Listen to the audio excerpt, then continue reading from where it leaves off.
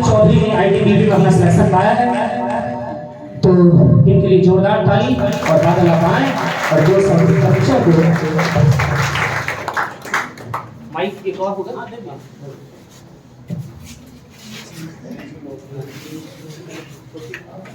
Hello सभी को सबसे पहले गुड मॉर्निंग। और सर को सबसे पहले धन्यवाद करना चाहता हूँ कि मैं इस लायक बन पाया हूँ, क्योंकि मेरी ये सफलता में सबसे बड़ा सर का ही हाथ है। क्योंकि जब मैं यहाँ पहले आया तो मैं एक नॉर्मल स्टूडेंट के तरह था यहाँ पे, तो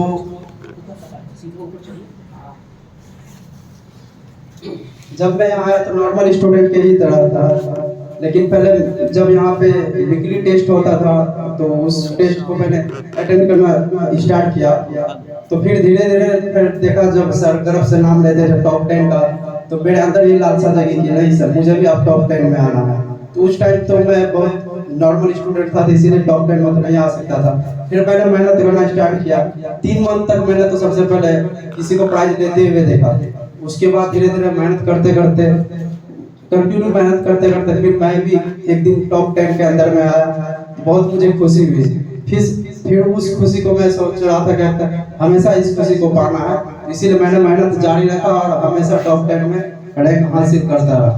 और इस मेहनत के पीछे भी मेरा बहुत बड़ा संघर्ष है, क्योंकि मैं जब यहाँ तैयारी कर रहा था बीच में पर्व आता है, त्योहार आता है, छुट्टी आता है। इस पर्व त्योहार को मैंने बहुत छोड़ा है, क्योंकि मैं दुर्गा पूजा, दीपावली, छठ सारा पर्व यहीं पे मनाता था, घर नहीं जाता था मैं।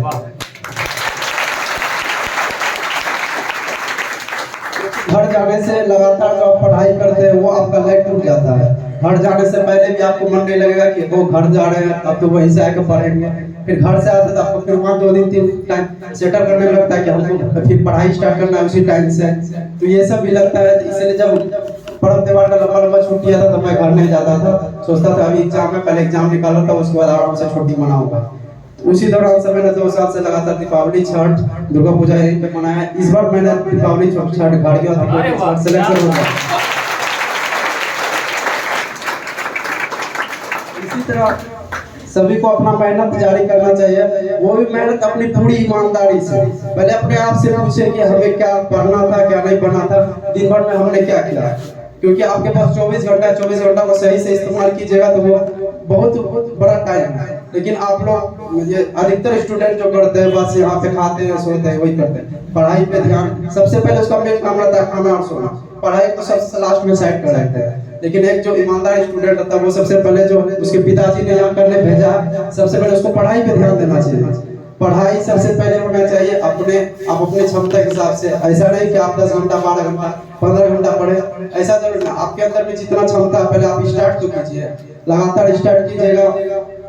पहले 2 घंटा, 4 घंटा कंटिन्यू होते होते आपका टाइम भी बढ़ेगा। जब आपको पढ़ने में मन लगेगा तो आपको पढ़ाई से प्यार रहेगा और आप खूब ज्यादा पढ़ पाइएगा। क्योंकि आप एक अपना रूटीन तैयार करना बहुत जरूरी है। क्योंकि रूटीन तैयार नहीं कीजिएगा तो कभी किसी दिन 10 घंटा भी पढ़ लीजिएगा, किसी दिन 2 घंटा भी पढ़ लीजिएगा, किसी दिन पढ़ने का मन ही नहीं होगा। जब आप एक रूटीन बनाते हैं तो आप कंटिन्यू लगातार पढ़ते रहते हैं और जो आपका टारगेट रहता है वो करते रहते हैं।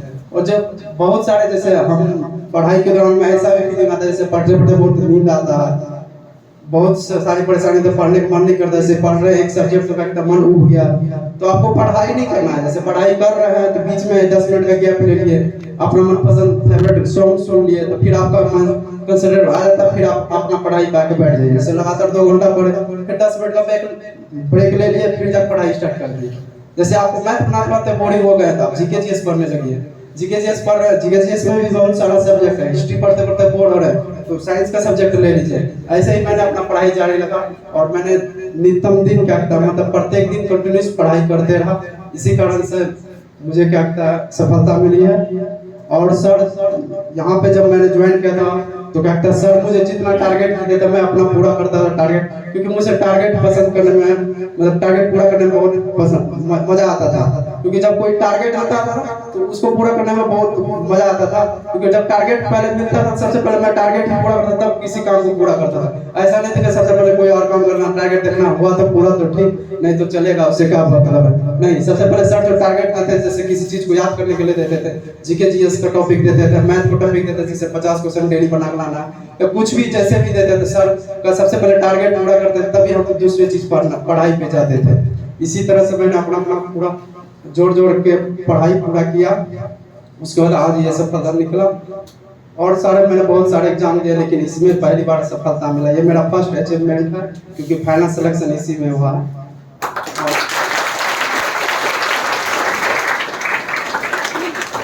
और आप लोग को भी यही कहना चाहेंगे, सर जो बोल रहे हैं वो अपना ईमानदारी से पूरा कीजिए, मेहनत तो कीजिए लेकिन अपनी ईमानदारी से पूरा करना होगा। क्योंकि जब आप लोग टेस्ट में बैठते हैं तो आप 1 नंबर 2 नंबर पूछ लेते हैं बगल से, किसी भी पूछ लेते हैं, यहाँ तो पूछ लीजिएगा, वहाँ पे कौन बताएगा आपको।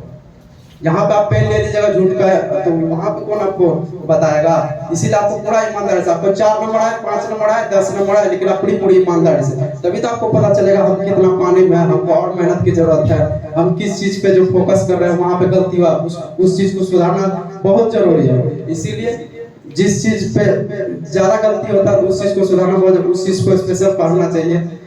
सर और कहता हमारे सर जो लगातार टॉपिक सब देते हैं, आप लोग वो सब कवर करते रहिए, तो आप लोग का भी कहीं न कहीं तो सिलेक्शन हो ही जाएगा। क्योंकि मेहनत करने वाला तो जरूर सफलता मिलती है, चाहे वो देर से हो या देर से ही हो, लेकिन मिलती जरूर है।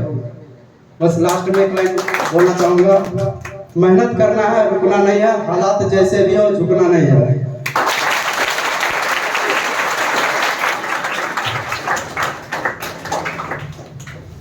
वेल डन, बहुत बहुत बधाई mister Badal Kumar, father's name Sitaram Chaudhary. आज इनके जो पिताजी होंगे और माँ होंगी, कितनी खुशी की अनुभूति कर रहे होंगे, इसका शब्दों में बयान नहीं किया जा सकता। जिस सोसाइटी में होंगे उस सोसाइटी में इनका इज्जत मान सम्मान और इनके माँ बाप का, इनके घर वालों का नो डाउट बहुत ज्यादा ऊंचा हो गया होगा। तो ये तभी संभव होता है बच्चे, जब बच्चे अपनी जिम्मेदारी को पूरी ईमानदारी से निभाते हैं।